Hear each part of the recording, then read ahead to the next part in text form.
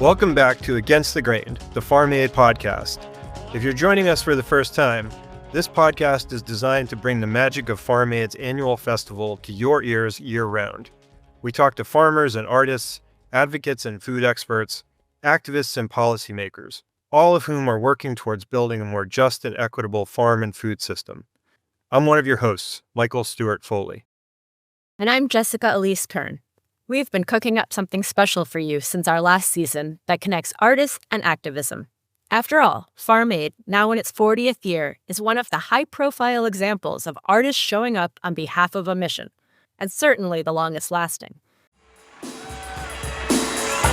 just heard some good news. $1 million worth of you folks have just walked through the doors up there. $1 million to help the small family farmer, and to help call attention to his problems, and the folks are still walking this way. So it's going to be a good day. We're going to talk to a lot of people. We're going to get our message across, and we will make a change. We will make a difference. 7 million new farmers on the land. Let's plant that seed. Our founder, Willie Nelson, has served as an artist-activist role model for so many artists. Over the years, the Farm Aid stage has hosted more than 500 artists who've donated their time and talent on behalf of not only family farmers, but all of us who want to eat good food, who believe in justice and equality, and who want our children to grow up on a healthy planet. Each year, we visit with artists at our annual Farm Aid Festival, and we also catch up with them throughout the year at other events. In each interview, we ask people if they consider themselves to be a political artist, and what that means to them. The range of responses has been fascinating. So we've compiled a series about artists and activism, consisting of 7 episodes on different topics. Now, as an intro to that series, let's listen to snippets of some of the artists we chatted with to whet your appetite. Here are Farm Aid board members Dave Matthews and Margo Price on what being a political artist means to them. I mean, maybe everyone says this, but I don't know that anything isn't political, and I think any action or lack of action is a political act, and, I think to not be informed or to be ill-informed is a political act. Being involved in Farm Aid is hopefully an act of community, but also a political act, because it all is part of it. Politics are just a reflection, especially in a so-called democracy. It's a reflection of the population, or supposed to be. So yeah, sure. I think I'm not a politician, but I think I'm political. I think of myself as an artist, and I think also as a cultural worker. I think the songwriting is so much a part of my soul that sometimes it's a lot of emotions, and so therefore it becomes political, because really everything is political, and whether we want it to be or not. Lucas Nelson, on the other hand, has this perspective. Yeah, no, I don't consider myself an activist or a political anybody necessarily, only in the sense that, I'm affected by the world around me, and so, but I think when it comes to politics, there's too much that can get muddied by partisanship, and so, if somebody that you don't happen to agree with politically says something good, it makes it difficult for you to agree with them or to acknowledge publicly, because, well, I'm aligned with the whole other side, and so I don't subscribe to any of that. I think if you have a good idea and you present it, then it doesn't matter where it's coming from, and we can compartmentalize those things. Now, as an artist myself, I prefer to put my statements in my music.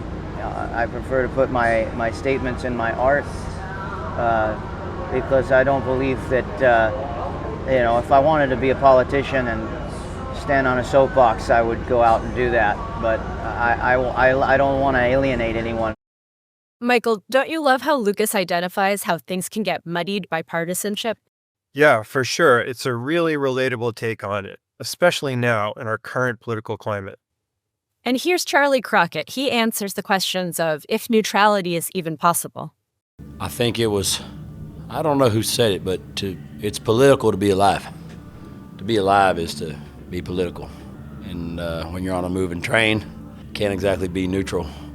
But when they said that Johnny Cash wanted it both ways. He tried to walk the line.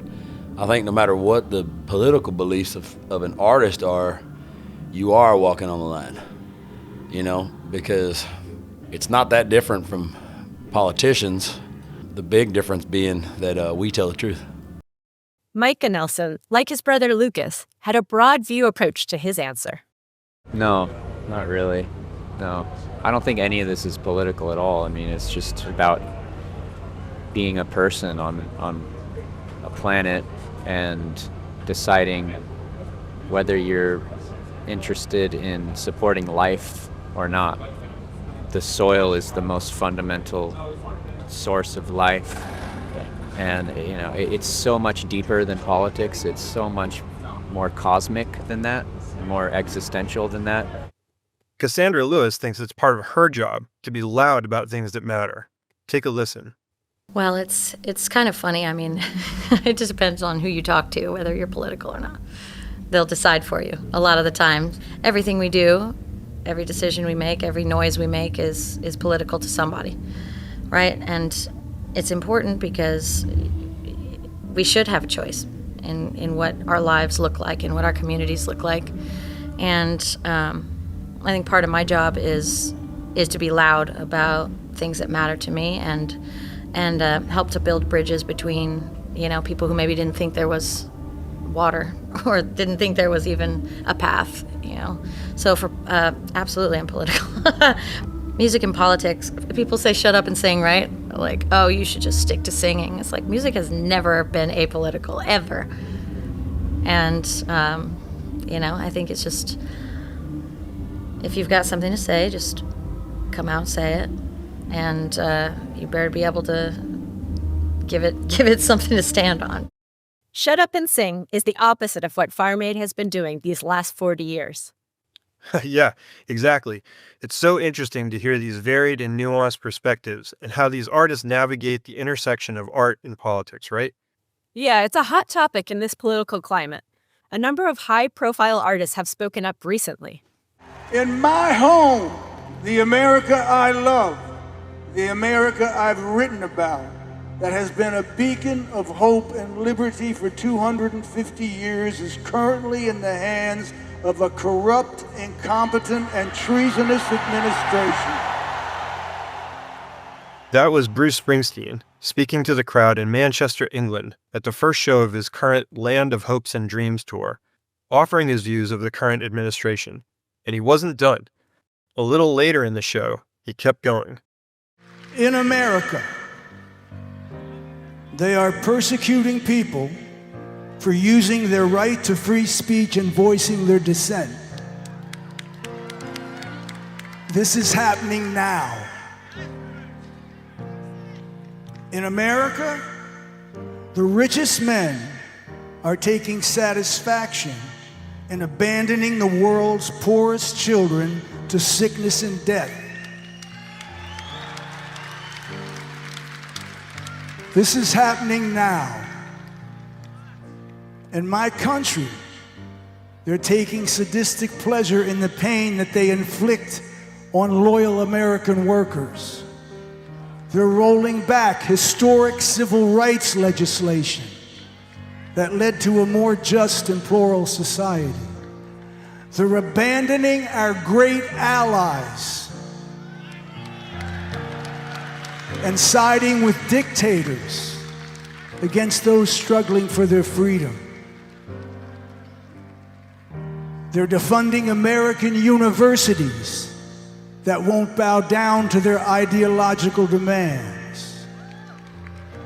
They're removing residents off American streets and without due process of law are deporting them to foreign detention centers and prisons.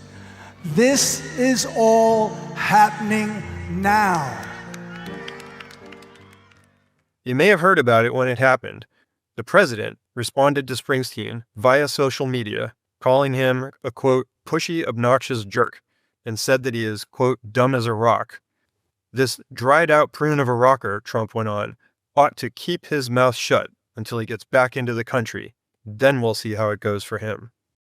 A few days later, the president posted a video of himself teeing off at a golf course, edited to look as though the golf ball hit Springsteen and knocked him over. Yeah.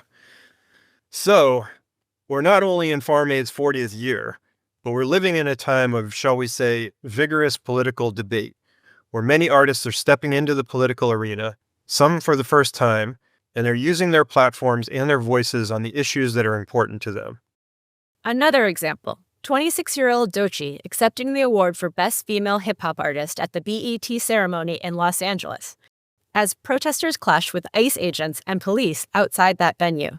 As much as I'm honored by this award, I do want to address what's happening right now outside of the building. There are ruthless attacks that are creating fear and chaos in our communities in the name of law and order. Trump is using military forces to stop a protest. And I want y'all to consider what kind of government it appears to be when every time we exercise our democratic right to protest, the military is deployed against us. What type of government is that?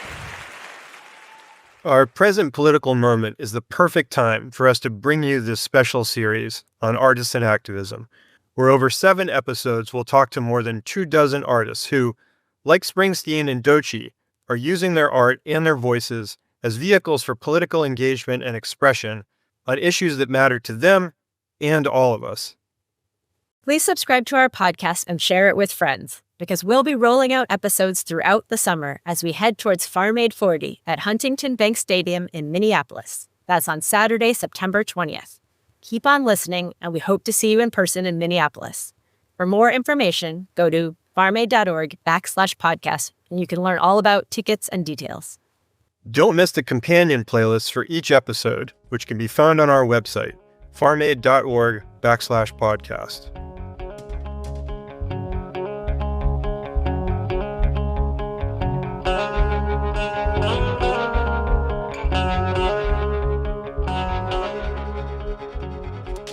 Is there something you want us to cover in the future?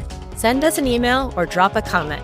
You can email us at podcast@farmaid.org and find us on social media, which is @FarmAid on Instagram, Facebook, Threads, and now on Blue Sky. And don't forget YouTube, where you can watch almost 40 years of performances and other content. Let your friends know about Against the Grain. We're beyond grateful when you listen, share, like, and subscribe to this podcast. Against the Grain was written and produced by us, with sound editing by Endhouse Media and direction from Dawn Sorokin. And thanks to Micah Nelson for our awesome theme music. Thanks so much to all the artists who took the time to speak with us. Head over to our website to watch videos, check out those playlists, and learn more. www.farmaid.org/podcast. And thanks to all the farmers out there. We'll chat with you next time.